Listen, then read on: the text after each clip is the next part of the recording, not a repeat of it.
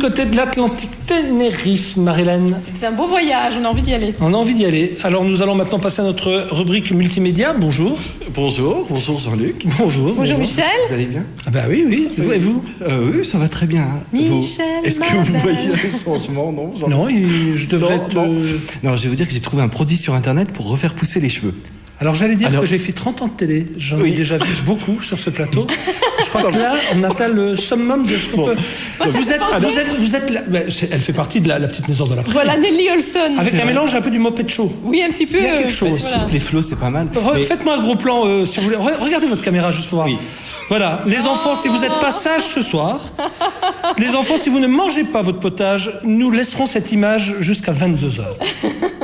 En boucle. Tout le monde mange, c'est étonnant ça. Mais cette chevelure a une raison d'être. Vous êtes une vraie blonde? Donc si je vous dis que j'ai trouvé le produit sur Internet qui fait pousser les cheveux, est-ce que vous me croyez, Jean-Luc? Non, bien sûr que non. Alors bon, je l'aurais déjà utilisé depuis longtemps. Je vous donnerai la réponse tout à l'heure, mais c'est vrai qu'il existe encore aujourd'hui de nombreuses arnaques. Je ne savais pas que vous aviez des nœuds dans les cheveux. Pas mal, ça vous va bien. Alors, vous devriez venir plus souvent comme ça.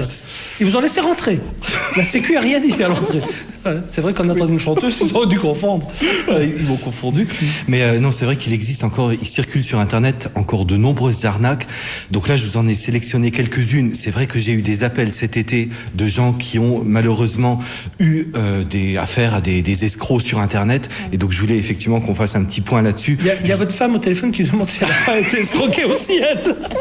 C'est une arnaque aussi. C'est dur de parler d'un sujet difficile avec la perruque sur la tête. Parce que les arnaques, c'est vrai que c'est... Non, mais je vous dirais tout à l'heure si c'est une perruque. Vous pouvez l'enlever. Vous avez dit que c'est une perruque, Jean-Luc. Je me demandais si c'était vraiment le produit qui est... C'est vrai que je n'avais rien marqué.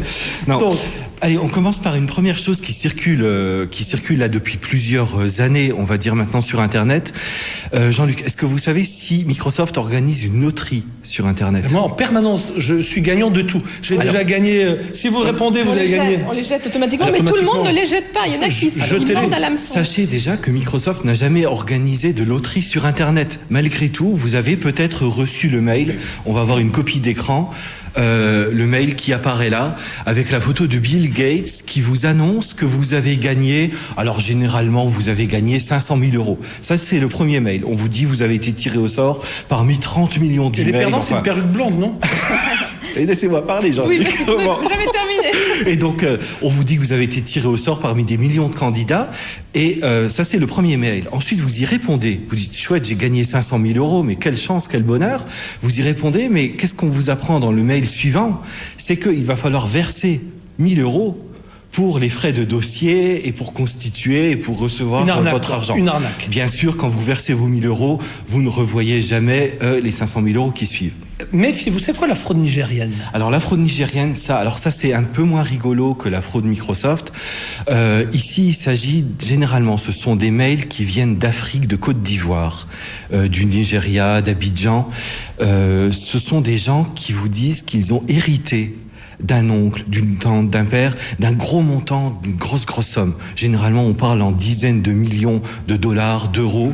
Et ils vous disent, écoutez, mon oncle est décédé, j'ai hérité de 10 millions d'euros, mais j'ai besoin de mettre l'argent à l'abri. Et j'ai besoin de mettre cet argent à l'abri sur un compte en France, par exemple. Donc, je vous ai trouvé par hasard sur Internet, Jean-Luc. Est-ce que vous voulez bien que je verse ces 10 millions d'euros sur votre compte? Et à ce moment-là, je vous restituerai 10% de la somme une fois que les affaires seront arrangées. Une fois que vous avez donné votre numéro de compte, il vous le vide, quoi. Ça, c'est aussi le premier mail. Le deuxième, quand vous y répondez, il va vous dire, écoutez, pour ouvrir le dossier, il va falloir que vous me versiez 1000 euros, 1500 euros. Ouais. Donc, vous allez verser vos 1500 euros et bien sûr, toute trace disparaît. Alors juste ça, c'est une affaire vraiment grave puisque on estime que c'est une vraie mafia qui se trouve là derrière. On a eu des cas de meurtre, les services secrets sont dessus, où des gens qui avaient versé leurs 1000 ou 1500 euros sont allés en Côte d'Ivoire pour essayer de récupérer leur argent et ont été assassinés là-haut. Donc ça, c'est une vraie grosse arnaque. En garde. Alors autre arnaque en dehors de celle-là même que vous avez devant vous aujourd'hui, mesdames, messieurs. Merci. Nous nous excusons, nous ne savions pas que nous allions avoir avec nous voilà, c'était Nelly Olson. Alors Nelly. Donc voilà, l'autre qui circule aussi, dont tout le monde a sûrement entendu parler, ce sont les arnaques à la banque. Donc aux cartes bancaires et à la mise à jour de vos coordonnées bancaires. Mais ça, vous avez raison. Là aussi, alors regardez, on a une copie, on a un écran qui va, voilà. Donc vous voyez, ça ressemble à ça. Alors juste, c'est très facile sur Internet de récupérer des logos qui font très vrai. Mais regardez, Jean-Luc, quand vous lisez, déjà le message est truffé d'erreurs. Il est truffé de fautes. Alors si vous lisez carte de crédit, il manque le E. Il y a un E à carte de crédit.